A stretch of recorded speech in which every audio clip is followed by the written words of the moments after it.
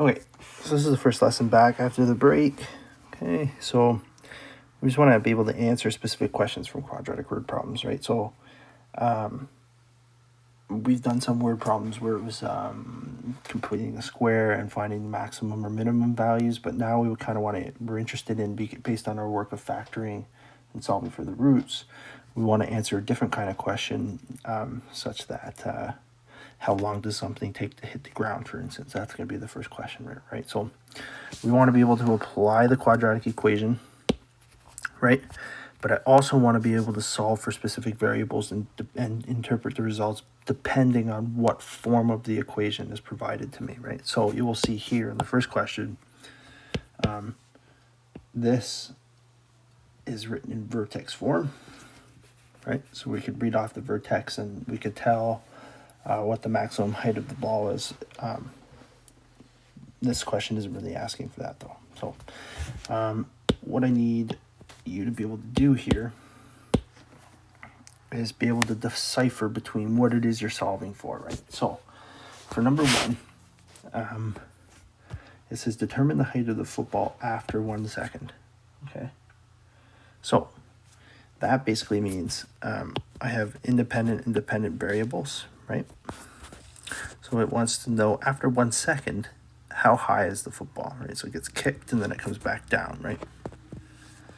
So this question wants to know, okay, well, once it's kicked, 1 second later, what's its height? Where is the ball, right? So you basically have time as the independent variable. And on the y-axis, we're going to have height, right? That's going to be the dependent variable, okay? So I basically get, if I have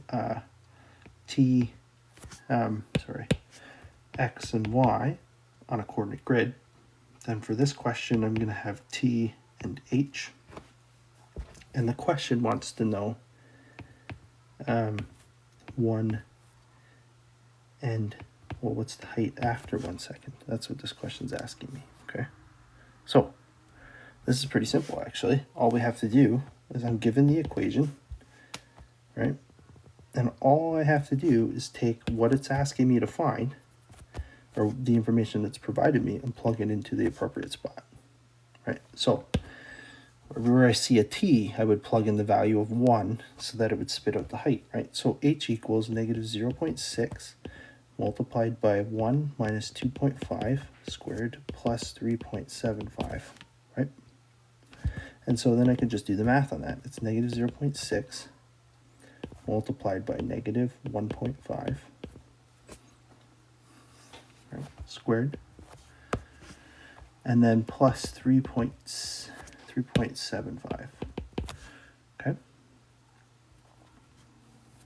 And then so I continue to do the math, and I get a number of h equals 2.4. Okay.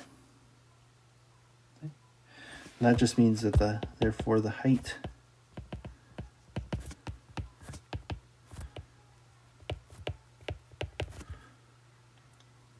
is 2.4 meters after 1 second. Okay, that seems all right. Okay, now how long does it take for the football to reach the height of the goalpost? Okay, so again, same thing. It's just asking me to solve for something different this time. It's the height of the goalpost, right? So how long does it take is the piece of information that I'm trying to solve for this time, right? So nothing really changes aside from it's now really the reverse process. So I basically have to plug in the information that I'm given. That's no different than the first time through it. And then I just need to find the corresponding missing information, right? So with this, I'm just going to write the equation again. Negative 0.6 t minus 2.5 squared plus 3.75, okay? Now, it tells me in the question that the height is 3.15 meters, okay? So if the height of the goalpost is 3.15 meters, then that is actually going to find its way in for the height, right? And then so I can just go like this. 3.15 is equal to negative 0.6 t minus 2.5 squared plus 3.75, right? And then now I'm at the stage where I'm just going to solve this like it's a linear equation, right? So I'm just trying to get t by itself. That's the only thing I'm really interested in, right? Because that's what it's asking me for. How long? Well, how long is t? So I just got to solve for t given what I've plugged in. So I'm just going to solve for this, right? So I'm just going to take the information and I'm going to start moving it to the other side, right? Taking pieces of information, just trying to get t by itself. I'm going to go 3.15 minus 3.75. Okay, that's equal to negative 0.6 t minus 2.5 squared. Right? And then so I just continue to do the math. Okay, turns out that I get negative 0.6 is equal to negative 0.6 t minus 2.5 squared. And then I can divide both sides.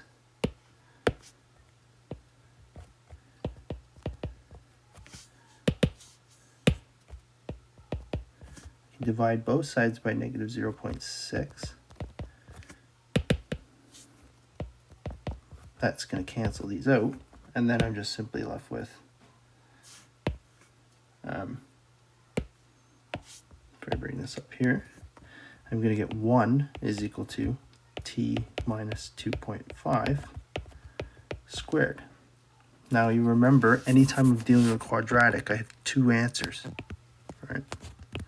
So that came from, and if you remember the quadratic equation, the plus minus.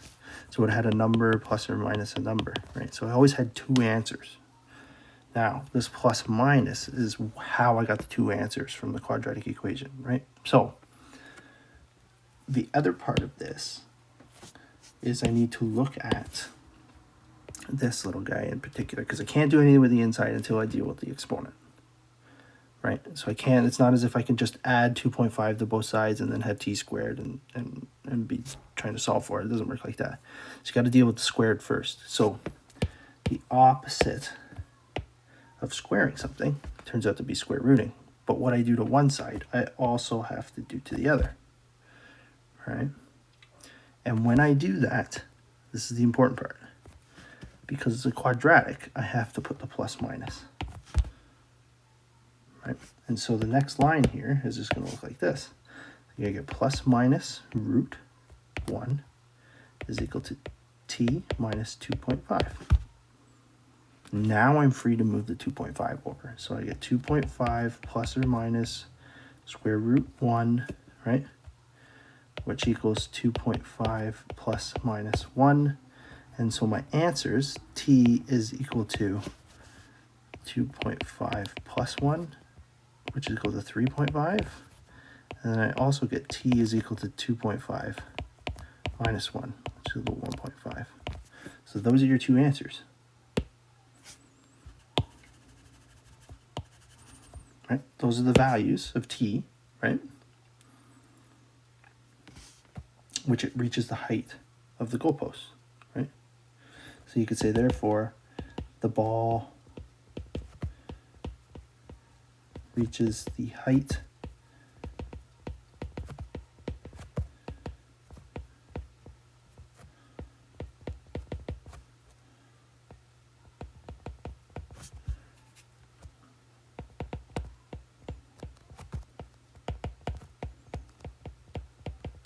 okay, so you could say the ball reaches the height of the goalpost. I'll put a little box around here, sorry, a little tight. So the ball reaches the height of the goalpost after 1.5 and 3.5 seconds. Okay?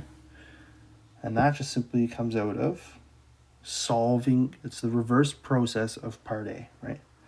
I just need to solve for what it's asking me to solve for, right?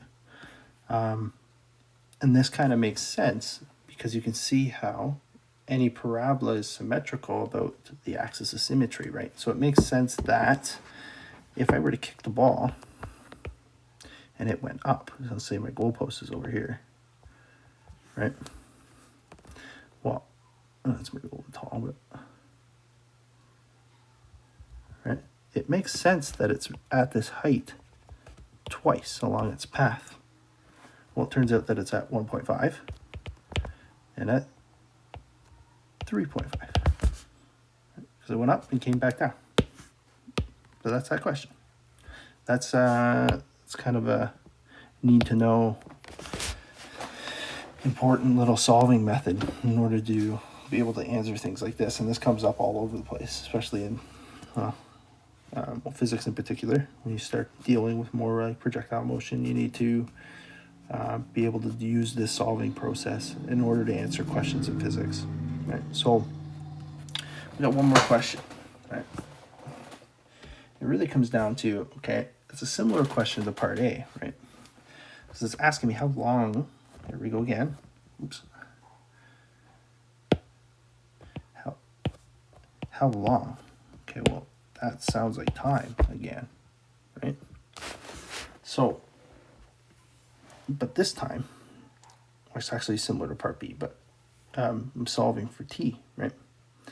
So I need to rewrite the equation. H equals negative 0.6, t minus 2.5.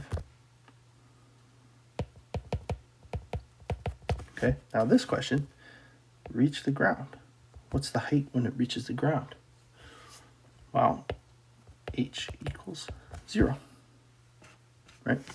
So I'm just going to actually take this fact, and I'm going to plug it in there, right? So let's go in. 0 equals negative 0.6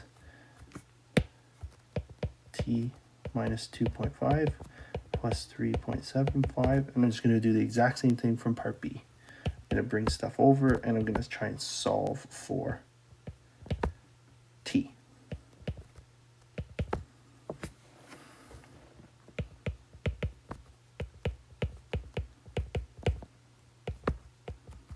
Forgot the squares. Okay. And then if I work through this process, I'm going to get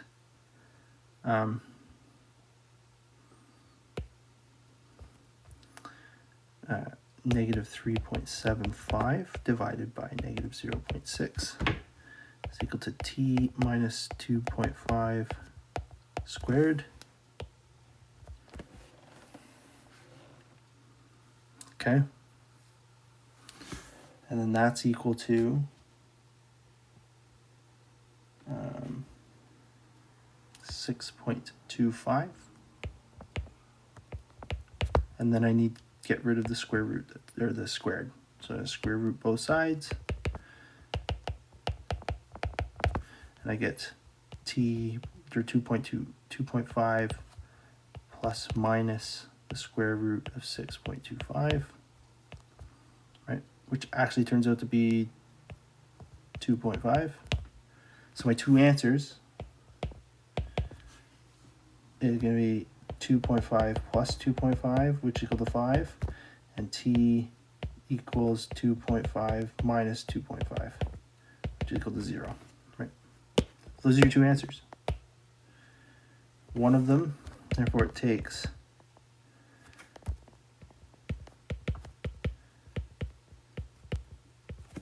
5 seconds for the ball to hit the ground. Okay, sorry, that's a bit tight. Okay, but that's it. That comes from right there. T equals 5. It takes 5 seconds for the ball to hit the ground. Okay, and that's it. Okay, that's number 1, and I'll do number 2 in a separate video.